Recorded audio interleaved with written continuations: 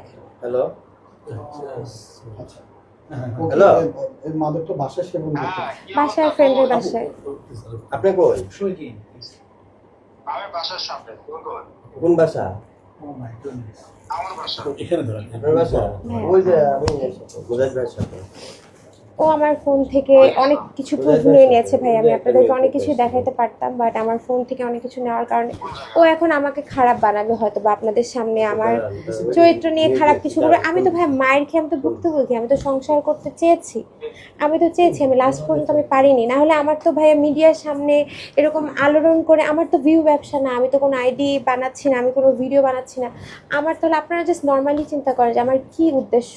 আমি তাকে টাকা দিয়েছি, আমি খাওয়াইছি, আমি পড়িয়েছি তার ফ্যামিলি সহ। এবার আমি ঈদ করতে গেলাম, তাদের কোরবানির গরুটা পর্যন্ত আমি কিনে দিয়েছি। তো আমার তো কোনো ভিউ ব্যবসা ছিল না, আমার তো কোনো ইন্টেনশন ছিল না ভাইরাল হওয়ার, আমার কোনো আইডি নেই ভাইয়া।